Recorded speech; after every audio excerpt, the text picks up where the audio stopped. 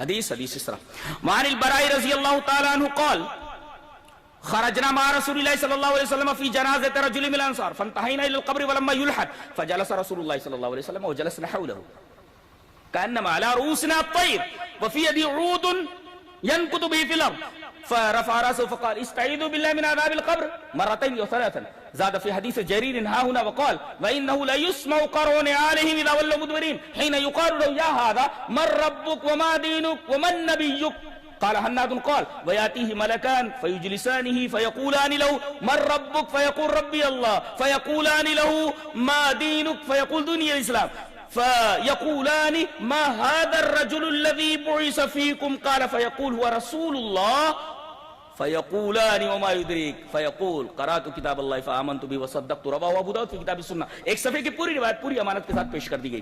حضرت براء بن عازب فرماتے ہیں کہ ایک انصاری کا انتقال ہو گیا تھا تو ہم لوگ اس کے جنازے میں پہنچے. ابھی لحد نہیں بنائی گئی تھی, وہ جو بغلی قبر ہوتی ہے بغلی وہ نہیں بنائی گئی تھی. ولما یلحد ہم لوگ قبر کے پاس پہنچ گئے. نبی اکرم صلی اللہ علیہ وسلم فرمایا کیا قبر تیار ہو گئی؟ بولے نہیں اللہ کے رسول لحد بنانی باقی ہے. فجلس رسول اللہ صلی اللہ علیہ وسلم بیٹھ گئے اور رسول اللہ صلی اللہ علیہ وسلم کو بیٹھتے دیکھا تو ہم لوگ بھی بیٹھ گئے اور اتنے خاموش تھے کانما علی رؤوسنا الطیر, گویا کہ ہمارے سروں کے اوپر چڑیا بیٹھی ہوئی. آج آدمی قبرستان میں جاتا ہے موبائل سوئچ آف نہیں کرتا, وہاں بھی بات کرتے رہتا ہے. اتنا سنگدل اتنا بدماش ہو گیا ہے. یہاں صحابہ کرام کو دیکھیے کانما علی رؤوسنا الطیر, اتنے سنجیدہ ہیں کہ گویا کہ ان کے سروں کے اوپر چڑیاں بیٹھ گئی. اور نبی کی حالت تو بڑی عجیب و غریب ہے. آپ کے ہاتھ میں ایک تنکا ہے, آپ تنکے سے زمین کو کورید رہے ہیں اور آدمی یہ کب کرتا ہے ایسے آدمی کر رہا ہو ایسے. اس کا مطلب بہت گہری سوچ میں. قبر کو دیکھا کیسی ہوتی ہے؟ قبر کیسی ہوتی بولو؟ اگر کھڑا کر دو ایسے نا, ایسے مستطیل شکل میں کھڑا کر دو کیسی لگے گی؟ دروازہ ہے نا, دروازہ ہی کدھر ہے, یوں کھڑا کر دیجئے اس کو. یہ قبر ایسے ہے مستطیل, اس کو ایسے کھڑا کر دو تو دروازہ بن جاتی ہے. یہ بتانے کے لیے کہ ابھی آدمی جو اندر گیا ہے اس دروازے سے داخل ہو کر کے ایک دوسرے عالم میں پہنچ گیا ہے جس کا اس عالم سے کوئی تعلق نہیں. جی قبر کو ذرا کھڑا کرو, ایک دروازہ بن جاتی ہے.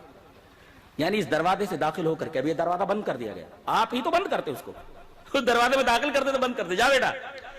اور عجیب بات تو یہ خود بند کرتے ہیں اور جب وہ منومن مٹی کے نیچے چلا جاتا مانگنے لگتے دیجئے بابا, بابا دیجئے. آپ نے تو ڈھکیل کر کے اس کو دوسری دنیا میں پہنچا دیا ہے. ارے بھئی آپ نے اس دروازے سے اسے ڈھکیل کر کے ادھر دروازہ بند کر دیا, اب مانگ کیا رہے ہو؟ بابا دے دو.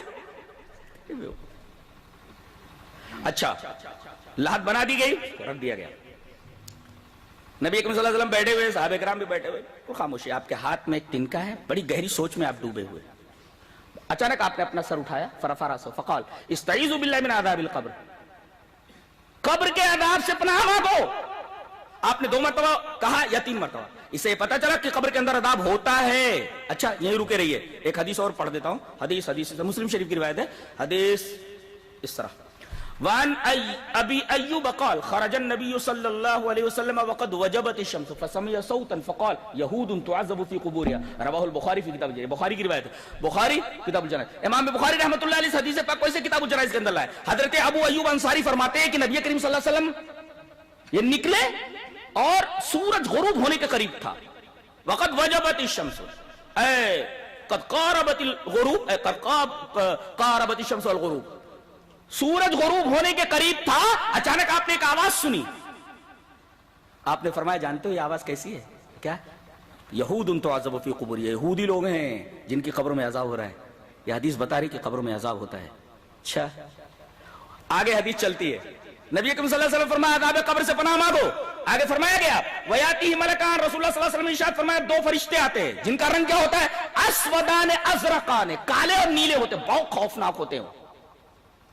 اگر نیک ہے تو بہت اچھے بن کر کے آتے, بہت خوبصورت ہوتے ہیں. یہ تو بدبخت لوگوں کے لیے. اب آ گئے فیجلسان, بیٹھ اٹھ کر, ہمیں کچھ پوچھنا ہے, ٹیسٹ کرنا ہے. اب ایک سوال کر سکتے ہیں کہ ابھی تو فیصلہ کچھ نہیں ہوا جنت اور جہنم کا, یہ کیا مار پڑ رہی ہے اور کیسے کیا ہو رہا ہے؟ ایک بات یہ. دوسری بات یہ بتانی ہے کیا مسلسل عذاب ہوتا رہتا ہے؟ تمام حدیثوں کو جمع کرنے کے بعد یہ پتا چلتا ہے کہ آدمی کے اعمال کے اعتبار سے قبر کے اندر عذاب ہوتا ہے. جی کسی کو تھوڑا سا ٹیسٹ کر کے چھوڑ دیا جاتا ہے, پھر قیامت تک عذاب نہیں ہوتا. جیسا کہ حدیث ہے کہ ایک آدمی کو 100 کوڑے مار کر چھوڑ دیا جائے، جا اب قیامت تک تیرے اوپر عذاب ہونے والا نہیں. اور کچھ لوگوں کو کچھ دیر تک عذاب ہوتا ہے اور کچھ لوگوں کو تو مسلسل عذاب ہوتا رہتا ہے. وہ کہتے ہیں کہ اے اللہ قیامت کو جلدی لے آ. تو گویا کہ قبر کے اندر مختلف لوگوں کے ساتھ مختلف قسم کے عذابات ہوتے ہیں، مختلف قسم برتاؤ. سب کے لیے یکساں عذاب قبر نہیں ہے، برابر ہے. یہ بھی بات یاد رکھیے. اٹھاتے بیٹھ اٹھ کر، سویا پڑا ہے فیجلسانی، بٹھاتے اس کو، اٹھ کر بیٹھ، ہمیں کچھ سوالات کرنے ہیں. پہلا سوال، من ربک، تیرا رب کون؟ ربی اللہ. اور اگر کافر ہے تو ہاں لا ادری، ہاں مجھے معلوم نہیں. یہاں تو پتہ ہی نہیں لگا کہ کس نے مجھے پیدا کیا، پتہ نہیں کن کن کو پوچھتا رہا، کن کن کے آستانوں کے سر پھوڑتا رہا. اب وہاں کیا جواب دے گا؟ اس نے تو اس کی پرستش ہی نہیں کی، اس نے آقا کو پہچانا ہی نہیں. کتنے بدبخت ہیں لوگ کہ پوری حیات گزر جاتی ہے وہ اپنے حقیقی مالک اور خالق کو پہچان نہیں پاتے ہیں کہ کس نے ہم کو بھیجا، کس کام سے بھیجا. یہ کتنی بڑی بدبختی ہے انسان کی. اور فیجلسانی، پوچھتے ہیں فیقولان لهم ربک فیقول ربی اللہ. اگر اچھا ہے تو من نبیک، ما دینک، دین الاسلام. تیسرا سوال دیکھو بڑا پیارا ہے، ما هذا الرجل الذي بعث فيكم، یہ آدمی جو تمہارے درمیان بھیجا گیا تھا کیا ہے؟ کون ہے؟ نہیں ہے، کیا ہے؟ اب جواب دیا جا رہا ہے. وہ جواب ہوا رسول اللہ. کہتے ہیں کہ نبی کریم صلی اللہ علیہ وسلم کو قبر میں دکھایا جاتا ہے، مردہ نبی کو دیکھتا ہے. غلط بات ہے، اس لیے کہ جواب میں ہوا ہے. اور عربی کا ایک معمولی طالب علم جانتا ہے کہ ہوا کی ضمیر غائب کے لیے آتی ہے. سوال ہے ہاذا سے، جواب ذالکہ سے ہونا چاہیے تھا، اس لیے کہ اس میں اشارہ قریب ہے اور ذالکہ اس میں اشارہ بعید ہے. جب کہا کہ یہ کیا ہے تو بولنا چاہیے ذالکہ فلاں، لیکن کہا جائے ہوا رسول اللہ، یعنی ضمیر غائب لائی جا رہی. اس کا مطلب نبی کریم صلی اللہ علیہ وسلم غائب رہتے، دکھائے نہیں جاتے. جواب دیکھو، ہوا رسول اللہ، نہ کہ ذالکہ رسول اللہ. اور اس کے بعد تینوں جوابات جب دے لیتا ہے کہتے ہیں نم کنومت العروس، دلہن کی طرح سو جا. آپ دیکھتا رہتا ہے، اسے اس کا ٹھکانہ دکھا دیا جاتا ہے، جنت کی ہوائیں ہیں وغیرہ وغیرہ سب دکھا دیا. اور اگر بدبخت ہے تو دے مار. اور جیسے جیسے اس کے اعمال ہوتے ہیں اسی اعتبار سے اس کی دھلائی ہوتی ہے، اسی طریقے سے اس کی پٹائی ہوتی ہے. کسی کو کچھ عذاب دے کر کے چھوڑ دیا جاتا ہے، جیسا کہ ابھی میں نے بتایا کہ ایک حدیث کے اندر ہے. لہذا یہ کہنا کہ مسلسل عذاب ہے یا نہیں ہے، یہ سوال ہی سرے سے غلط ہے. یہ پوچھئے کہ عذاب کی کیفیت کیا ہے. بعض لوگوں کے ساتھ فوراً معاملہ طے ہو جاتا ہے، قیامت تک پھر ان کے اوپر عذاب نہیں ہوتا. بعض لوگوں پر مسلسل ہوتا ہے وغیرہ وغیرہ. تمام حدیثوں کو ملانے کے بعد یہ واضح ہوتا ہے. تو پوچھتے ہیں کہ بھئی یہ سوالوں کے جوابات تو نے کیسے حل کیے، کیسے معلوم ہوا؟ فیقول قرأت کتاب اللہ، اللہ کی کتاب سے میرا تعلق تھا، میں قرآن پڑھتا رہا. کتنے لوگ یہاں بیٹھے ہوئے ہیں جنہوں نے بسم اللہ سے لے کر کے سورہ والناس تک کبھی ایک مرتبہ ترجمے کے ساتھ قرآن پڑھاؤ؟